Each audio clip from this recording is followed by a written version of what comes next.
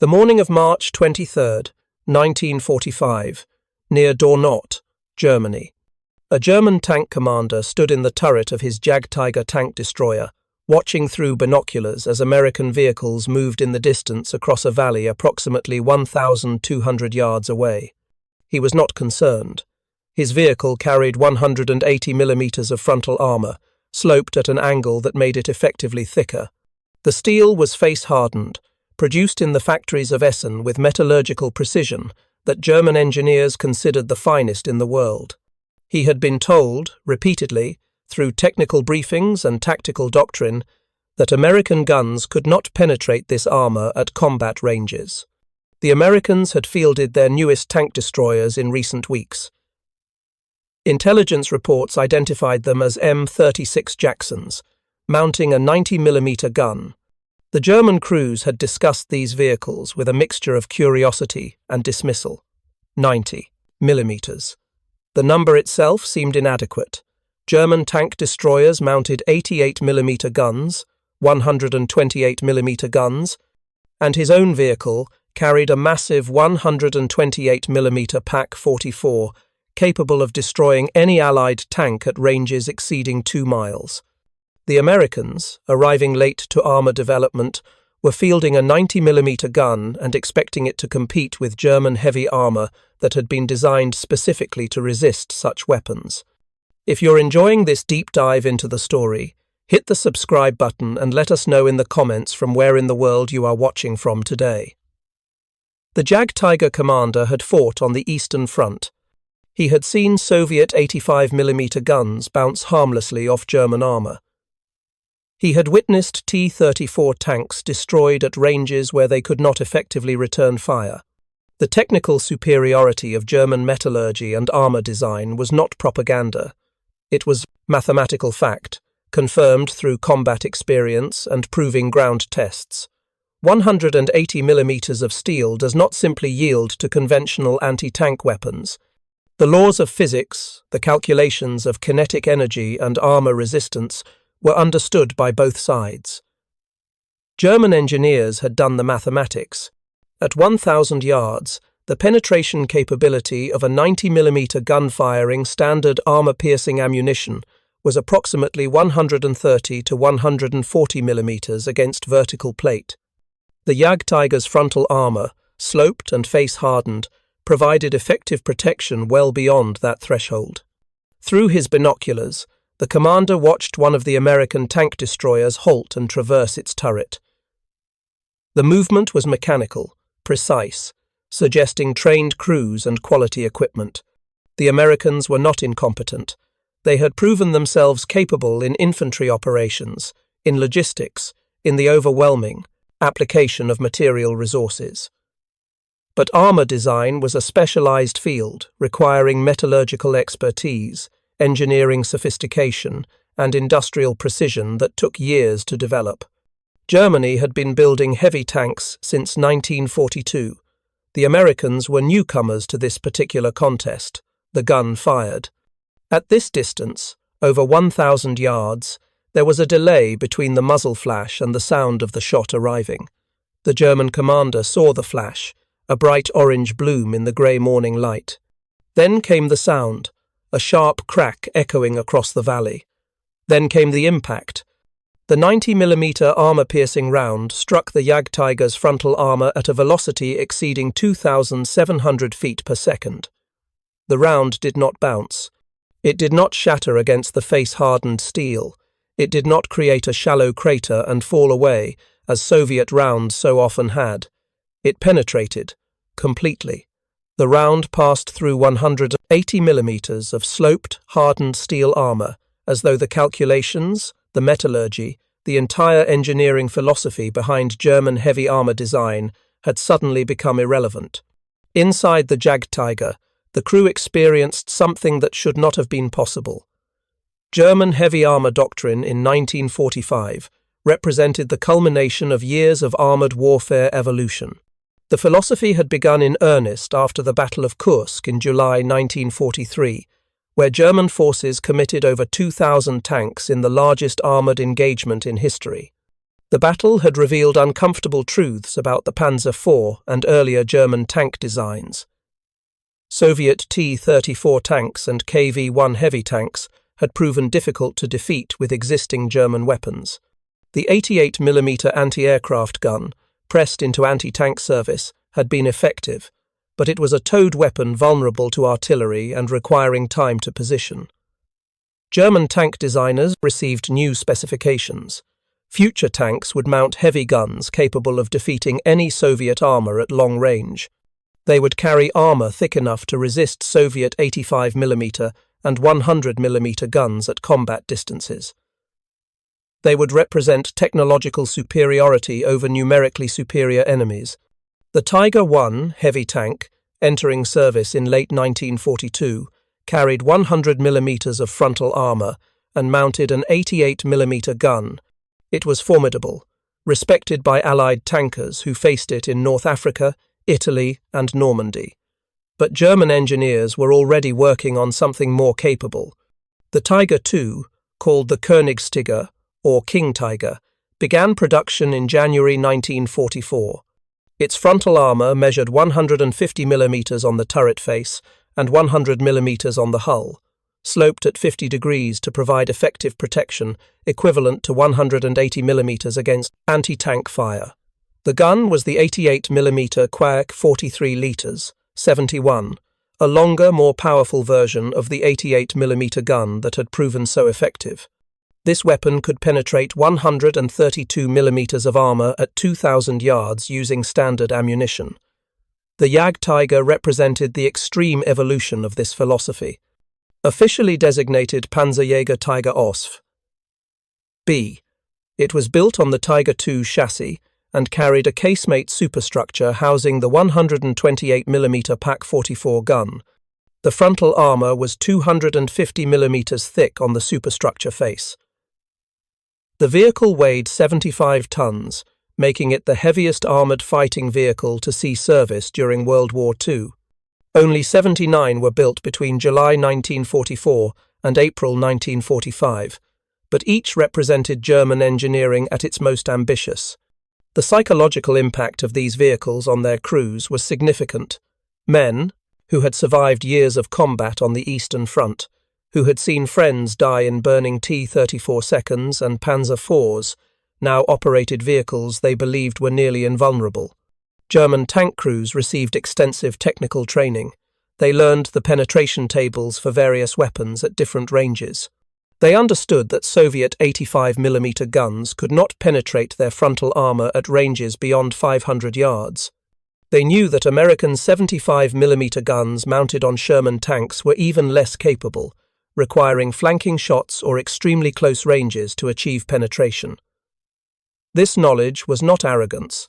It was engineering reality, confirmed through testing at the Kummersdorf proving grounds and through combat experience across multiple fronts. The armor protection was real, the guns were powerful. The vehicles, despite their weight and mechanical complexity, provided their crews with a level of protection unknown in lighter German tanks. The American 90mm gun began its development not as a tank weapon, but as an anti-aircraft gun. In 1940, as war in Europe demonstrated the importance of air defense, the United States Army Ordnance Department specified a new heavy anti-aircraft gun to supplement existing 3-inch weapons. The resulting 90mm M1 anti-aircraft gun entered service in 1941, designed to engage high-altitude bombers at ranges exceeding 10,000 yards. The gun fired a projectile weighing approximately 24 pounds at a muzzle velocity of 2,700 feet per second. It was heavy, requiring a fixed position or a substantial mobile mount, but it was effective against aircraft, and Army ordnance officers noted, theoretically capable as an anti-tank weapon. The North African campaign in 1942 and 1943 revealed American armor inadequacies. Sherman tanks with 75mm guns struggled against German Tiger tanks and Panther tanks with their sloped armor and powerful guns. American tank destroyers mounting 3-inch guns, later replaced by 76mm guns, achieved limited success. At the Tunisian Proving Grounds, and later at Aberdeen Proving Ground in Maryland, ordnance engineers began testing higher velocity weapons. The 90mm anti-aircraft gun, adapted for ground combat, showed promise. Tests conducted in 1943 demonstrated that the 90mm gun-firing armor-piercing ammunition could penetrate significantly more armor than the 76mm gun at equivalent ranges. Development accelerated. Engineers designed a modified version of the 90mm gun specifically for armored vehicle mounting.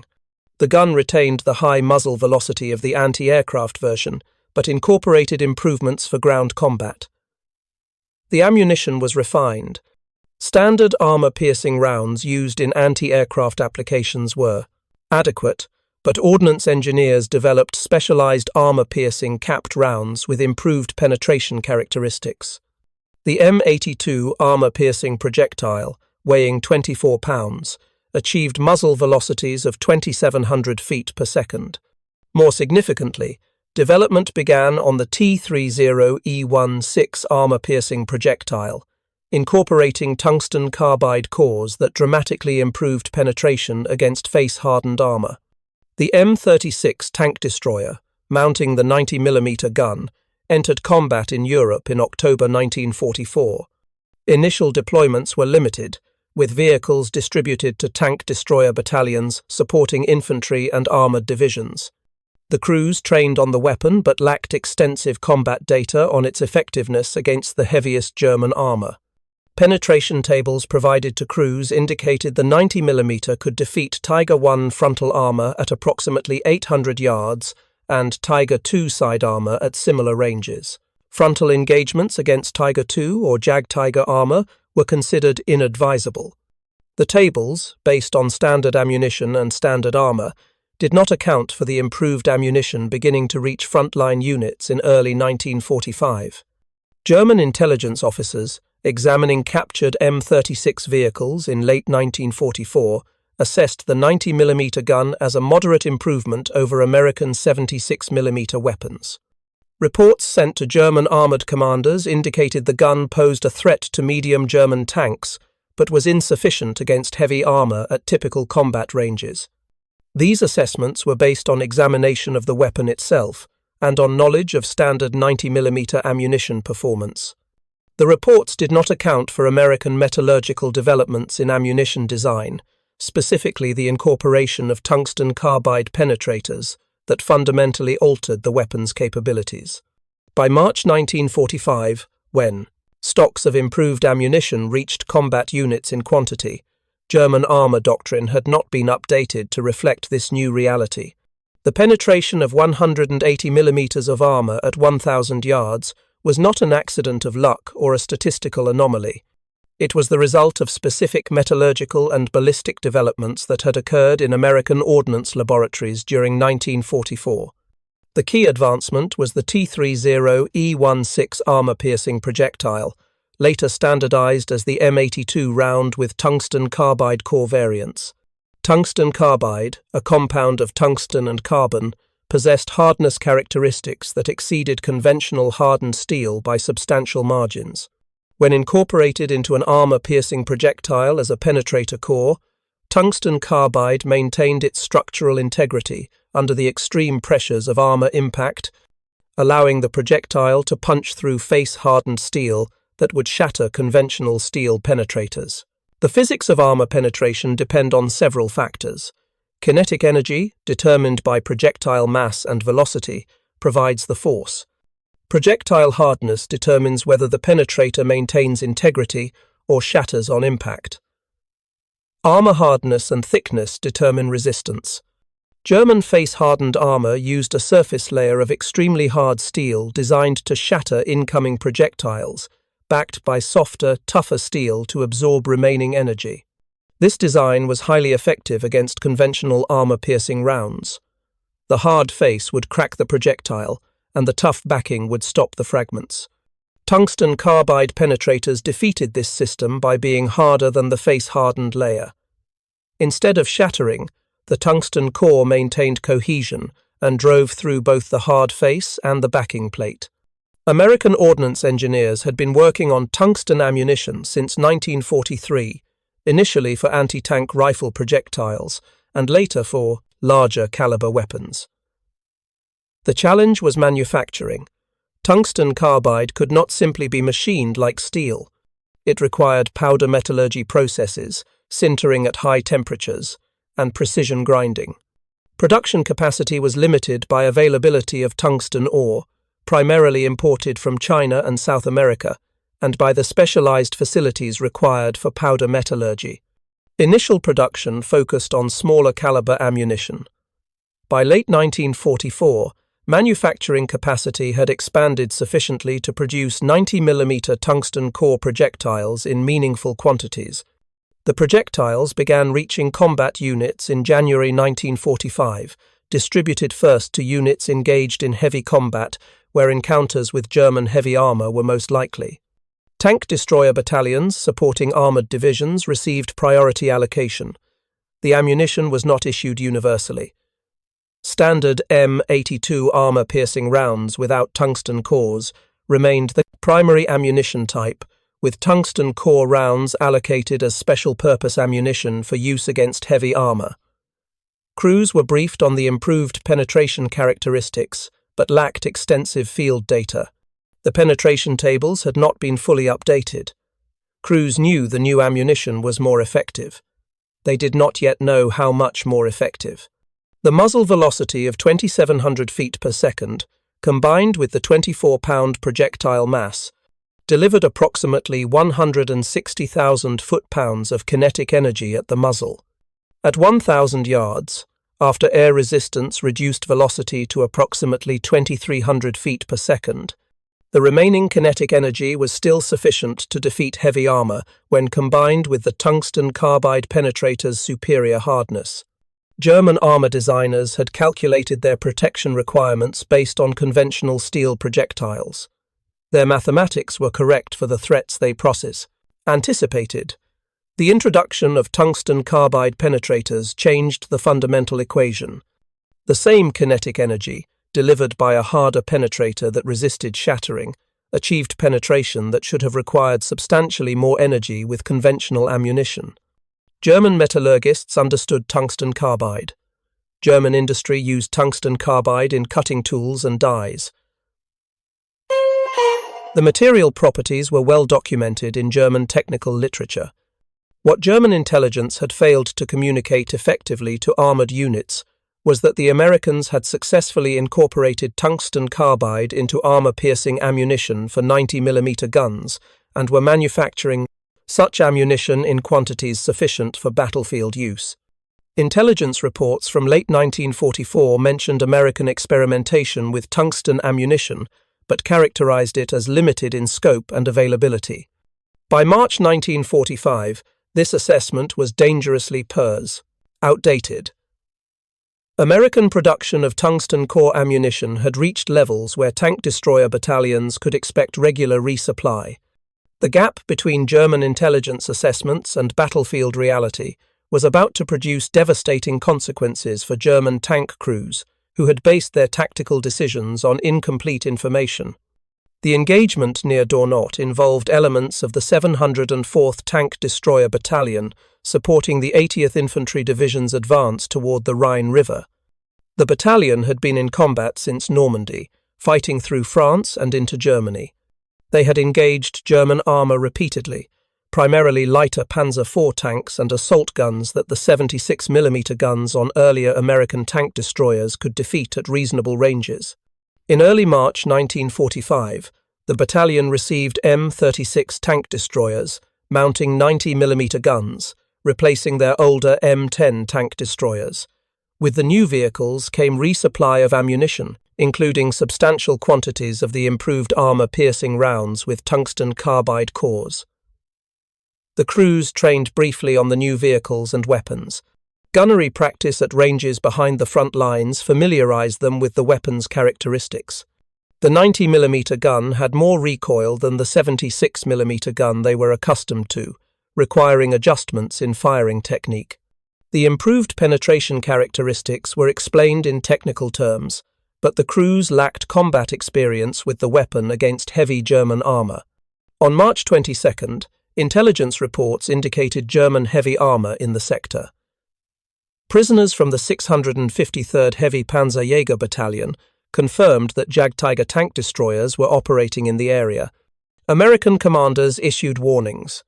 The Jagdtiger's armour was known to be extremely heavy.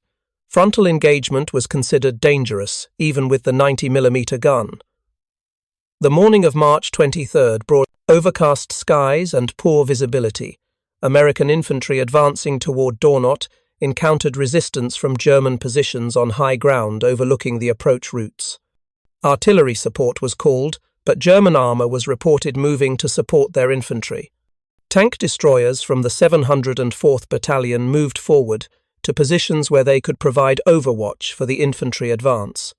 Crews scanned the terrain through binoculars and telescopic sights, searching for German armour. At approximately 0830 hours, a crew commanded by Staff Sergeant Robert Early identified a German vehicle at extreme range, estimated at 1,200 yards.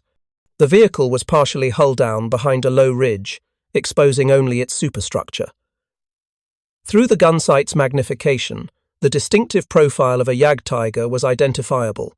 Staff Sergeant Early faced a tactical dilemma. Standing doctrine advised against frontal engagement with Jagdtiger armour at ranges beyond 500 yards. The penetration tables provided with standard ammunition indicated insufficient penetration capability at the current range. However, the crew had been briefed that their tungsten core ammunition provided substantially improved performance. Early made the decision to engage. His gunner, Corporal James Mitchell, loaded a tungsten core armour-piercing round. The gun was laid on target, adjusting for range and the slight crosswind. The reticle in the gun sight was positioned on the visible portion of the Jagdtiger's superstructure, aiming for the centre mass of the frontal armour. At 0833 hours, Mitchell fired. The 90mm gun recoiled violently. The muzzle blast threw dust and debris from around the tank destroyer's position. Through the gun sight, as the vehicle settled back from recoil, the crew observed the impact. The armour-piercing round struck the Jagdtiger's frontal superstructure slightly left of centre. There was a bright flash of impact, a shower of sparks, and then, critically, no ricochet. The round had not bounced off at an angle as rounds striking heavy armour typically did. Seconds later, smoke began pouring from the Jagdtiger. Not engine smoke from the rear deck, but thick, dark smoke from the crew compartment, indicating internal fire. The Jagdtiger remained stationary. Its gun did not traverse toward the American position. No return fire came. Within minutes, crew members were visible evacuating the vehicle, 3 men scrambling from hatches and moving away from their burning vehicle. Staff Sergeant Early and his crew stared in stunned silence. They had just achieved a frontal penetration of what was supposed to be the most heavily armoured vehicle in the German arsenal at a range exceeding 1,000 yards. The technical impossibility of what they had witnessed created cognitive dissonance. Their training said this should not work. Their penetration tables, based on standard ammunition, indicated insufficient capability. Yet the evidence was undeniable. The Jagdtiger was burning. Its crew had abandoned it. A single round from their 90mm gun had achieved what German armour doctrine said was impossible. If you find this story engaging, please take a moment to subscribe and enable notifications. It helps us continue producing in-depth content like this. The engagement was reported up the chain of command within hours. Other crews in the battalion received word that a Jagdtiger had been knocked out at long range by frontal shot. Skepticism was the initial response. Requests for confirmation came back. Staff Sergeant Early's crew provided detailed account of the engagement, including range estimation, point of impact, and observed results. After-action reports compiled over the following days would document this engagement and several others like it. The 90mm gun with tungsten core ammunition was proving far more capable than initial assessments had indicated. For the German crew of the destroyed Jagdtiger, the experience was fundamentally disorienting. The commander, Oberfeldwebel Klaus Bäumer, a veteran of the Eastern Front with 3 years of combat experience, had operated under specific tactical assumptions. Those assumptions were based on engineering data, on tested performance of German armor against known threats, on the proven resistance of face-hardened steel armor to conventional anti-tank weapons. The Jagdtiger's 250mm frontal superstructure armor was not merely thick, it was considered effectively impenetrable to any weapon the Western Allies possessed at combat ranges beyond 500 yards. The sound of the impact was the first indication that something unexpected had occurred. Anti-tank rounds striking heavy armor typically produced a loud clang, a ringing impact as hardened steel met hardened steel. Rounds that failed to penetrate would ricochet away, often visible as they tumbled through the air. After deflection, the sound Bäumer heard was different. It was a sharp crack, followed immediately by a tearing, ripping sound as metal failed catastrophically. Inside the fighting compartment, the armor-piercing round had penetrated completely. The tungsten carbide core, traveling at over 2,000 feet per second even after crossing 1,000 yards of distance, punched through the face-hardened armor plate. Behind the plate was the crew compartment. The penetrating round, along with fragments of armor spalled from the interior surface, created a cone of lethal fragments traveling at supersonic velocity. The loader, standing near the ammunition racks, was struck by multiple fragments. He was killed instantly. The gunner, seated at the gun controls, was wounded by fragments that struck his left side and arm. Bäumer, standing in the commander's position, felt the shockwave of the penetration, the sudden overpressure as the round displaced air in the confined space. Fragments struck equipment, ricocheted off internal surfaces, and ignited stored ammunition propellant charges. Within seconds, fire spread through the fighting compartment. The driver, in the forward hull, was separated from the fighting compartment by an armoured bulkhead, but smoke began filling his position through ventilation ducts. Bäumer ordered evacuation. The wounded gunner needed assistance to exit through the side hatch.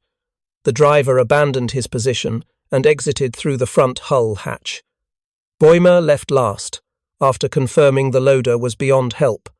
Outside the vehicle, lying in cover behind a low rise of ground, Bäumer experienced something beyond the immediate danger and loss. He experienced the collapse of a conceptual framework. His vehicle had been penetrated from the front at a range exceeding 1,000 yards by an American 90mm gun. This was not supposed to be possible. The technical data, the armor thickness, the calculations of effective protection, all indicated that such a penetration should require either much larger caliber weapons or much closer ranges. German intelligence briefings had characterized the American 90mm gun as a modest improvement over earlier American tank guns. Effective against medium armor, inadequate against heavy armor at typical combat ranges. The briefings were based on performance data for standard ammunition. What neither Bäumer nor German intelligence officers fully understood was that American ammunition had evolved beyond the standard steel projectiles used in earlier testing. The tungsten carbide core projectiles represented a qualitative change in penetration capability, not merely a quantitative improvement. German armor doctrine, developed over years of combat and engineering testing, had not accounted for this development. Over the following weeks, as more German heavy armor encountered American 90mm guns, the pattern repeated. Jagdtigers knocked out at ranges, previously considered safe. Tiger II tanks penetrated frontally by weapons that should have been ineffective. The psychological impact on German tank crews was severe. The protective advantage they had relied upon, the technological superiority that partially compensated for American numerical advantages, was eroding. Crews who had operated with confidence born from armor thickness now faced uncertainty. If American 90mm guns could penetrate Jagdtiger armor at 1,000 yards, what protection did any German vehicle offer? Tactical doctrine began changing informally among surviving German armor units. Crews avoided frontal engagements at all ranges with American tank destroyers mounting 90mm guns. Ambush tactics emphasized firing first from concealed positions, attempting to disable American vehicles before they could return fire. The days of German heavy tanks advancing confidently toward Allied positions, trusting in armor protection to survive initial enemy fire, were ending. By April 1945, as American and British forces advanced deeper into Germany, German armored units were fighting defensively, trading space for time, avoiding decisive engagement. The Jagdtiger, designed as a mobile fortress capable of stopping enemy armor advances through superior firepower and protection, had become a liability. Its 75-ton weight made it difficult to move, particularly as fuel supplies dwindled. Its armor, once considered its greatest asset, no longer provided reliable protection against weapons it was supposed to resist. The destruction of German heavy armor by American 90mm guns in March and April 1945 forced immediate tactical changes across German armored units. Reports from the 653rd Heavy Panzerjäger Battalion, which had lost multiple Jagdtigers to frontal penetrations, were distributed to other heavy armor units operating on the Western Front. The reports were stark in their assessment. American 90mm guns could defeat Jagdtiger frontal armor at ranges exceeding 1,000 yards. Tiger II tanks were similarly vulnerable. The armor protection that had been the foundation of German heavy tank doctrine no longer provided the security it had been designed to offer. German tank commanders issued new engagement protocols. Heavy armor would no longer advance toward American positions in daylight unless absolutely necessary for critical defensive operations. Engagement ranges were to be maximized, using the superior range of German guns to engage American armor before closing to ranges where American 90mm guns posed maximum threat.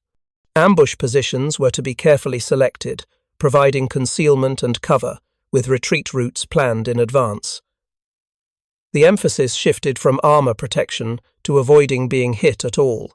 This represented a fundamental change in German armored warfare philosophy, acknowledging that protection through Christensen them, armor thickness was no longer sufficient. The tactical adaptations came too late, and with insufficient resources to matter strategically. By April 1945, German armored forces were scattered, under strength, and critically short of fuel. The Jagdtigers of the 653rd Heavy Panzerjäger Battalion, those that survived combat losses, were increasingly abandoned due to mechanical breakdowns that could not be repaired with available parts and tools. One Jagdtiger was found by American forces near Schwetzingen, abandoned intact with only minor mechanical problems that the crew lacked resources to repair. The vehicle was recovered and shipped to the United States for technical evaluation at Aberdeen Proving Ground. American ordnance engineers examined the armor carefully, noting the quality of the steel and the precision of the welding. They also examined penetration holes in recovered armor plates from destroyed vehicles, confirming that tungsten carbide core ammunition had achieved complete penetration through armor thicknesses exceeding 180 millimeters. The psychological toll on surviving German tank crews was documented through prisoner interrogations, conducted in April and May 1945. Crews expressed feelings of betrayal by their own high command, who had assured them their armor was sufficient. They described the terror of knowing that weapons previously considered inadequate could now kill them at ranges where they had felt safe. Some crews had refused to operate their vehicles in final defensive battles, abandoning them before combat commenced, recognizing that the vehicles offered insufficient protection to justify the risk. Oberfeldwebel Bäumer, captured in mid-April after his unit dissolved, told American interrogators that the penetration of his Jagdtiger had destroyed his faith in German engineering superiority. He had believed German technology was the best in the world. The reality that American ammunition development had rendered German armor doctrine obsolete was, in his words, more demoralizing than any battlefield defeat. American forces advancing through Germany in April 1945 encountered numerous abandoned German heavy armor vehicles. Jagdtigers, Tiger IIs, and other heavy tanks were found intact or partially destroyed by their own crews to prevent capture. Post-war analysis indicated that mechanical breakdown and fuel exhaustion caused more German heavy armor losses in the final months of the war than combat action. The vehicles that had been designed to provide mobile, protected firepower had become immobile fortresses, then abandoned hulks. The 704th Tank Destroyer Battalion, whose crew had achieved the documented long-range penetration of Jagdtiger armor in March, continued operations through April until German surrender in May. Battalion records indicate they encountered decreasing resistance from German armor in final weeks of combat. German heavy tanks, when encountered, were typically in static defensive positions or already abandoned. The tactical dominance that American 90mm guns had achieved was rendered somewhat moot by the collapse of organized German resistance.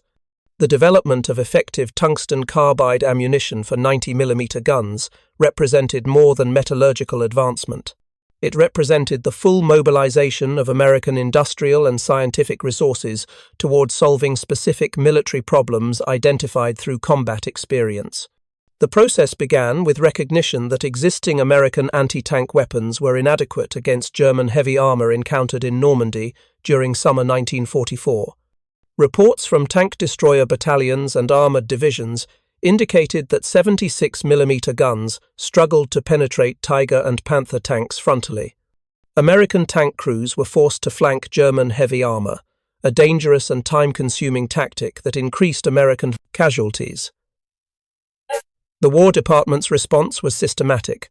Ordnance engineers at Aberdeen Proving Ground received priority tasking to develop improved ammunition for existing weapons and to accelerate development of larger caliber guns. The 90mm gun already existed in anti-aircraft form. Adapting it for anti-tank use required engineering work but not fundamental redesign. The ammunition development received particular focus. Metallurgists at the Watertown Arsenal in Massachusetts, working with industrial partners including Union Carbide and Kennametal Corporation, developed tungsten carbide core projectiles that could be manufactured at scale. The technical challenge was not creating hard penetrators. Tungsten carbide's properties were well understood. The challenge was manufacturing processes that could produce cores of sufficient quality and consistency in quantities measured in thousands of rounds per month. American industry's advantage was not merely size, but adaptability. Factories that had produced consumer goods before the war were retooled for military production. Companies with expertise in powder metallurgy, developed for peacetime applications like cutting tools and dies, applied that expertise to armor-piercing projectile cores. The learning curve was steep. Early production batches had quality control problems, with cores cracking during firing or failing to achieve expected penetration. By late 1944, manufacturing processes had been refined. Production capacity increased steadily through the winter. By March 1945, monthly production of 90mm tungsten core ammunition exceeded 15,000 rounds, sufficient to supply all tank destroyer battalions equipped with M36 vehicles, and to begin building reserve stocks. German industry, by contrast, was collapsing under the weight of Allied bombing, resource shortages, and transportation system destruction. German factories had technical knowledge equivalent to American facilities. German metallurgists understood tungsten carbide as well as their American counterparts. What German industry lacked by 1945 was production capacity, raw materials, and functioning infrastructure. Tungsten ore supplies, previously imported from Portugal and Spain, were interrupted by Allied naval blockade. Domestic German tungsten production from mines in Saxony was insufficient for all military and industrial needs. Priorities favored cutting tools for machine tools in aircraft factories rather than armor-piercing ammunition. Even if German ordnance departments had recognized the threat posed by American tungsten ammunition earlier, German industrial capacity to respond was limited. The asymmetry extended beyond ammunition to complete weapons systems. American production of M36 tank destroyers reached 1,413 vehicles by war's end. These were distributed across dozens of tank destroyer battalions operating in Europe and a smaller number in the Pacific theater. By comparison, Germany produced 79 Jagdtigers total. The Jagdtiger was arguably the more capable individual vehicle, with heavier armour and a more powerful gun. But industrial warfare between modern nations is not decided by individual vehicle capabilities. It is decided by production capacity, by the ability to field sufficient quantities of adequate equipment, by logistics systems that keep vehicles supplied and maintained, and by the flexibility to adapt to changing battlefield conditions. American military doctrine emphasized standardization and mass production of adequate equipment over perfection. The Sherman tank was not the best tank of World War II in any technical category. It was outgunned by German Panthers and Tigers. It had less armour than comparable Soviet tanks, but it was reliable, easy to maintain, and produced in quantities that ensured American armoured units always had operational vehicles. The 90mm gun mounted on M36 tank destroyers followed the same philosophy. It was not the largest gun that could have been designed. It was the largest gun that could be reliably mounted on available chassis, supplied with ammunition in necessary quantities, and fielded in time frame that mattered for the war effort.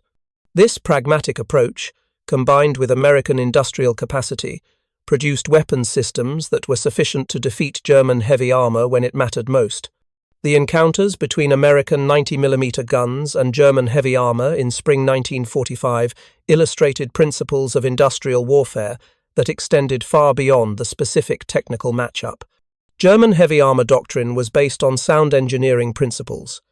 Thick, face-hardened armour did provide excellent protection against conventional anti-tank weapons. German guns were powerful and accurate. German crews were well-trained and experienced. None of these advantages proved sufficient when confronted with an adversary capable of rapidly developing and deploying counter-technologies at industrial scale. The tungsten carbide ammunition that defeated German armour was not German engineering failure.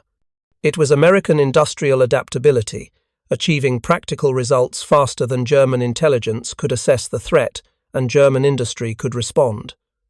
The psychological dimension was as significant as the technical. German tank crews in March 1945, who climbed into Jagdtigers and Tiger IIs, did so with belief systems shaped by years of technical superiority. They had fought on the Eastern Front, where German guns outranged Soviet tanks and German armour resisted Soviet anti-tank weapons. They had received technical briefings explaining that their armour protection was calculated to resist known Allied weapons. The sudden revelation that these calculations were obsolete, that Allied weapons had evolved beyond German intelligence assessments, destroyed confidence in ways that affected combat effectiveness beyond the immediate tactical situation. Crews who no longer trusted their armour protection fought more cautiously, abandoned vehicles more readily, and suffered morale problems that compounded the material disadvantages Germany faced. American crews experienced the opposite psychological trajectory.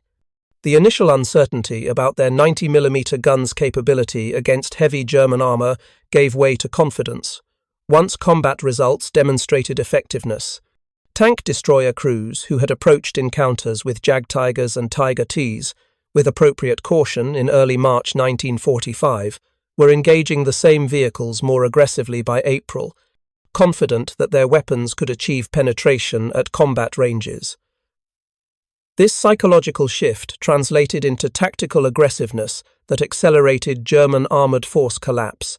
The knowledge that German heavy armour could be defeated frontally at reasonable ranges meant American forces could advance more rapidly, with less concern about encountering heavy German tanks in blocking positions. The German tank commander who stood in his Jagdtiger turret that morning in March 1945, confident in his armour protection, watching American vehicles in the distance, represented more than an individual soldier facing combat. He represented a military and industrial system that had reached the limits of its capabilities. German engineering excellence, German crew training, German tactical doctrine, all were real and all were effective within their context. The context changed. American industrial capacity, American scientific research, American manufacturing flexibility produced weapons that German planning had not anticipated and German industry could not match. The 90mm armor-piercing round that penetrated 180mm of steel at 1,000 yards was not merely a technical achievement. It was proof that in industrial warfare between modern nations, the side that can adapt faster and produce at greater scale holds fundamental advantages that tactics and individual skill cannot overcome. The abandoned Jagdtigers and Tiger Ts that littered German roads in April and May 1945, some destroyed in combat, many simply left behind by crews who lacked fuel or faced mechanical problems they could not repair, were monuments to this reality. They were extraordinarily well-engineered vehicles. They were produced in insufficient numbers, supplied inadequately, and ultimately defeated not by superior enemy tanks, but by an industrial system that could identify problems, develop solutions, and implement them at scale faster than Germany could respond. The German crews who survived to become prisoners of war carried with them the memory of that moment when their confidence in armor protection died. The moment when machine gun fire or artillery convinced them to abandon vehicles they once trusted. The moment when their Jagdtiger, struck by an American 90mm round at what should have been a safe range, began burning from internal fire.